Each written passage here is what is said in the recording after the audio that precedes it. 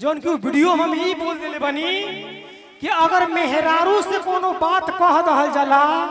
तो हेलो की पेटे में पचल ना लगली लेने ना खुदर बुदर करे जैसे मेहरारू कहली से गाँव में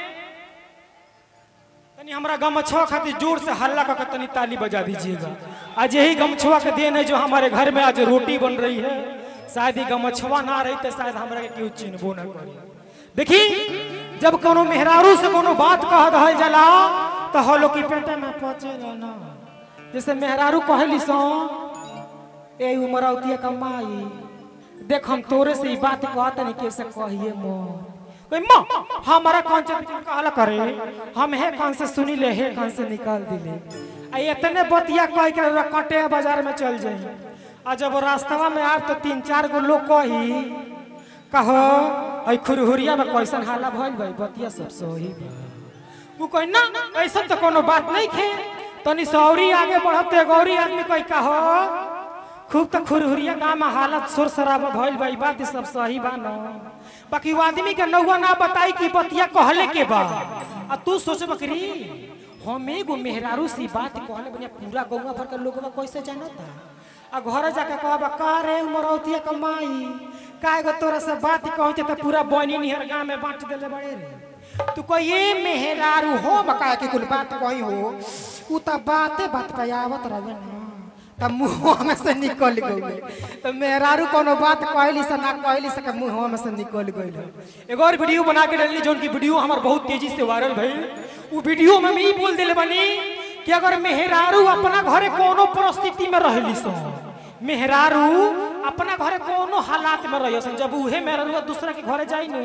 तो 1000 गो लगली से भावे चोटे जैसे कहली सब मेहरारू अपने घरे जब आटा साने ली सो त पसेना टप टप चुएला मगर उहे मेहरारू दूसरा के घरे जाई त कही हरी बाप रे बाप जे कितना गर्मी होता है का होता घर लाइट नहीं का उ कोई देखब जी हई लाइट बड़ा जत काट हो जब के हित ना के आवे कर रहल न कहे तू गलवा लइटवे काटे तरस हो तलू मोगी कही बाप रे बाप तनको बर्दाश्त नहीं होते बच्चे नहीं मन त करता अपन ब्लाउज खोल के फेंक दी तलू मोगी कही रे बाबू रे देखबू हो कर लूठा के तनको सुनाला ना रे तनी हो लाइट वाला के फोन करबे देखबे मोर गइल कर तो कब कब हमने के घर में हमने के परिवार में जब कोनो रिश्तेदार आ जाला सोन तो अक्सर लाइट कट जाला। एक और वीडियो बना के डालनी जोन की वीडियो पे बहुत ढेर सारा प्यारा आशीर्वाद मिलल। कभी कभी हमने के घर में हमने के परिवार में कुछ पहले को ऐसा मार मर्यादा रहे कि हमने के बेटी बहन हमने के सामने बढ़िया से दुपट्टा ओढ़ के चाहे कोनो भी चीज एगो होत रहल एगो शादी के पहले आ शादी के बाद भी कुछ मान मर्यादा रहे कि तारा शादी के बाद यही कांड नहीं के करे के मगर आजकल के लोग कहाँ फैशन में सब बिला गइल बा। दूगो जब बुढ़िया गांव में बैठल रहते तो कहत ऐसा कहो हई कामना कर लइकन इतना दिल डाल में घूमतिया हो ती मौगी कही तू नहीं खुद चिन्हत ना फलाना भाई का पतो ये शहर में रहल तिया देखबू हो एगो हमनी के जमाना रहे कि हमनी के ससुर से लौट के नैहर आई जा तो हमनी के सूट आँखियों देखे के ना मिले तो ऊ बुढ़िया कहतिया इतने चंतरू एगो हमनी के जमाना रहे कि जब हमनी के नैहर आई जा तो हमनी के अपना भाई बाप के सामने एगो टिकली ना सटत रहनी है जा मगर आजकल भातर काटी के बेटी आओ तैसे तो उठावे रहो मैंने तरी सको तो कुछ ऐसा भी परिस्थिति बा। आज के जमाना में एगो फैशन हो गइल बा। पहले के टाइम रहे कि हमने के बेटी बहन हमने के जब मार्केट में देखत रहली सन तो दुपट्टा से मुंह ढक लेत रहली सर मगर आजकल कहाँ बा आजकल तो यहाँ घूमे हाँ चाचा बा तनी चौमिन खिला दीजिए ना हमको तो कुछ ऐसनो हमने के मार्केट में हमने के बहन बेटी बालू मगर ये सब चीज पे हम वीडियो ऐसे बना के डाली कि कम से कम हमने के अपने मान मर्यादा में रहल जा जना परिस्थिति में रहल जला वो परिस्थिति में काम कल जला तो अच्छा लगेला। यही सब चीज पे वीडियो बना के डालनी जो उनकी बहुत अच्छा लगा। एगो बड़ बुजुर्ग पे वीडियो बना के डालनी है चाचा का हम देखनी है तो एगो बात याद आयल हो आजकल हमने के चाचा लोग 60 साल से जो ऊपर के बालो 80 साल 60 साल एक तो 80 साल के जियते नहीं थे मनो 60 साल के लमसम जब नावका लइकवन के देखत लो जितना नावका लइकवा हमनी खन बालो तो जब देखत लो तो हेंगे कान्हे पर गमछी बाबा लो धलत लो आ सुरती बनावत रहत लो कहत लो इनका बहन चेत नहीं दिन भर घर में घुस रहता एगो हमनी के जमाना रहे कि हमनी के अपना मेहरारू के लगे 5 महीना 3 महीना 6 महीना पर लगे जात रहनी हो जाए आ एकरा बहन चोद जहिया से मेहरारू लेके आइल रात दिन घर में घुसल रहता। तो हम वो बाबा लोग से एगो बात कह कि 5 महीना 3 महीना 6 महीना पर लगे जात रहल हलो त 8 गो 9 गो 10 गो लड़का होत रहल हस। आजकल के लड़का तो रात दिन घर में घुसल बड़ा सो तब वो एगो से 2 गो होता वो से नहीं होते कहीं गो में नसबंदी हो जाता। अगर आज वो जमाना रही तो हमार चाचा लोग चाइना देश फेल कोइले रही तो दादा वो सब चीज पे वीडियो बना के डालनी जोन की सबके अच्छा लगल। एगो कब कब इहो होला हमने की परिवार में हमारे वीडियो पर कमेंट करेली से मेहरारू लइकनी कि का ये सुनील भैया खाली मेहरारू ने के तार तार करबो कब है मर्दन के तार तार ना करबो। तब मर्द लोग के का कहल जा मर्द लोग के जीवन में बटले का बा जौन बात ने मेहरारू से धरती चलता। आज हमनी के नवरात्रि में एबे कोनो मर्द से पूछ दहल जाई ए सुनी नवरात्र भूखल बड़ा तो ना उतरती चढ़ती भूखी ले अबे मेहरारू से कह दे कहली हम 9 दिन भूखल बनी भले सांझी का 2-2 किलो टीना का चाउर बन जाला। हाँ तो आज हमनी के भक्ति जिंदाबाद मेहरारू लोग के देन से बा। आज अगर धरती पे हमनी के बानी जत अपनी माता बहन बेटी लोग के योगदान बा एवं हमनी के मंदिर में चल जाइल जा तो मंदिर में हर एक चीज मेहरारू के नाम से बा पूजा अर्चना वंदना जौन चीज उठा के देख ली सब मेहरारू के नाम से बा मर्दनन के नाम से बटले का बा ओई में हतावत के घंटा टांगल बा जे ही जाला टन दे बजा के चली आवेला। तो मरद लोगो घंटा खनबा लो दिन भर हमनी के दुकान चलावत जा दिन भर 12-12 घंटा 24-24 घंटा काम करत नहीं जा आ जब सूते के बेरा होता त कहत ऐसा मेहरारू हटी हम गौरार माई बाड़ी न हमारे कता न जियल कल कहले बाड़ी गौरार कुमार बहन बिया केगा पुया के दे में छुया। तो हमनी के केतनो कमाल आल जा मेहरारू खातिर आज हमनी के 12-12 घंटा नाचो तनी जगावत तनी जा केकरा खातिर अपना परिवार खातिर अपना बेटी खातिर अपना बहन खातिर अपना मेहरारू खातिर कि हमनी के मेहरारू चैन सुकून से रहे सब मगर सूते के बेरा तक केहू के मार सही के बा। तो जीवन में मर्द लोग के उहे लिखले बा मर्द लोग के जीवन में कुछ बाना यही सब चीज पे अगर जौन भी धरती पे बा सब मेहरारू लिखती बा। कबो कबो हमने की परिवार में ये होला कि अटीदार पटीदार के जब लड़का नीमन कपड़ा पहन लिह सन तब मेहरारू लोग लगल छाती फाटे। जब कोनो मेहरारू देखली त कहली स हई कावना का लड़का बड़ा इंग्लिश में टून टून बोलता तू मौगी कह तू नहीं खुद चिन्हत ना फलाना भाई का लड़का दमरिया में रह का पढ़ लेता यहाँ देखबू हो एगो हमनी का लड़का बड़ा सा दिन भर माई चद बही चद गरिया रहता तो वो मौगी कोई तू कहन अपने लेखक का मोंटेसरी में नाम लिखवा देलू ते ए बच्चे तुमको बतिया माने ना हो जौने भौजाई कहतिया तब न करत न जौने भौजाई कहतिया काहे के तब न लेके आवत न लइका दिन भर बिना पाटे के घूमत रस भौजाई काज में का घोर के पिया देले बिया भगटिया ओही के बतिया मानत न तले वो मौगी कही ये बच्चे नहीं जाए तो मत रो लखेदनो भाई ना बड़ा अपना भाई भौजाई पर तमाई रहना आ जब एके बेटी के शादी कई ना तो पटीदार जब चुत्तर पर लात मरलस तो सारा ससुरारी के लोग आके संभार। मगर वीडियो के माध्यम से संदेश दिले बनी कि अगर हमने के जीवन में जितना जैसे मर्द परिवार खड़ा बा सबसे हम हाथ जोड़ के विनती करब कि कभी भी अपने भाई के जब बेटी का शादी हो तो आप लोग उसमें जाकर हाथ बटाइएगा साथ में खड़ा रहिएगा। मेहरारू कुछ भी करे सन आपस में मगर भाई से भाई का वो रिश्ता खत्म नहीं करे के। अगर दुनिया में सबसे ज्यादा केहू प्यार करे वाला बा तो अपन भाई बा। अगर मुश्किल घड़ी में सबसे ज्यादा केहू याद आवेला तो अपन भाई याद आवेला। अबे कटिया बाजार में केहू से मारा मारी हो जाई तो याद आए कि काश हमार भैया रही ताज लाठी तान दी। तो भाई से कभी रिश्ता खत्म मत करिएगा। ये दुनिया में सबसे अनमोल चीज हमारा भाई है, भाई से बढ़ के कुछ चीज नहीं है। आइए हमारे बड़े भैया की तरफ से बहुत बहुत रुपया का पुरस्कार इनाम बा आशीर्वाद बा। माई से विनती बा कि परिवार में घर में 2-4 गो 20-30 गो हेंगा एटीएम बरसत रहे हमनी के लगे ओकर पासवर्ड रहे कि कभी ना कभी निकाल के हमनी के कुछ खा ली जा। चलिए माई से विनती बा आई एक और कॉमेडी से स्वागत रही ओकरी बात से तमाम हमनी के कलाकार। अरे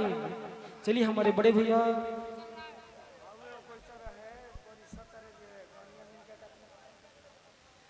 चलिए हमारे बड़े भैया गुलशन राय जी की तरफ से बहुत बहुत रुपया का पुरस्कार बा इनाम बा आशीर्वाद बा। माई से भी हमारे पानी रहल देखे तो पनिया रखले बनी का पानी रहल पानी बा ये रखले रहल पानी। हाँ चलिए हमारे आदरणीय हमारे गुरुतुल हम जेकरा से सीखी ले, अगर छोट बच्चा से भी कोनो बात हम सीख जाइले तो ओकरा हम गुरुए मानी ले। हम चाहेले कि वही के देन बाकी शादी जैसे सुनीलवा बोलता। एगो टाइम रहे कि जब हम छपरा में गए रहनी कार्यक्रम करे, ये रियल बात बा, ऊपर हम धीरे धीरे वायरल होत रहनी। तो गोलू भैया वजह हमारा से थोड़ा सा हमके लोग ना चिन्हत रहे, हमरा को जब लोग ना चिन्हे, हमरा का मंच पे खड़ा ही नहीं होके देवले, तो हमरा के मंच से नीचे उतार देहल गई। मगर हमार गार्जियन, हमार सपोर्टर, हमार गुरुतुल हमारे गोलू भैया जी ने वहां झगड़ा कर लिए थे कि हमार भले आज 2 लाख में कार्यक्रम बुकिंग भइल बा, जब तक हमार भाई गाई ना तब तक हम मंच पर चढ़ब ना। इसके लिए हम गोलू भैया को कोट कोट प्रणाम कर रहे हैं कि शायद आप मेरे लिए छपरा ऐसा शहर में हमारा खातिर लड़ाई लड़नी, वो आपके जिला के बेटा खातिर यानी जोर से एक बार ताली बजा के हमारा भैया का आशीर्वाद दे दे।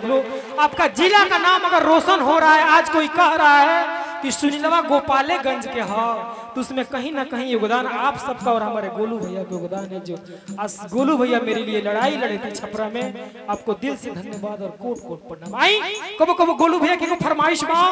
कि कबो कबो हमने की घर में, हमने की परिवार में जब कोनो शादी विवाह पड़ी जाला, जब लागल भगवान बरस त अजब गजब के मेहरारू बतियावेली सो। आइए हमारे हम तो साउंड वाला भाई लोग से पैसा ही नहीं लेते हैं,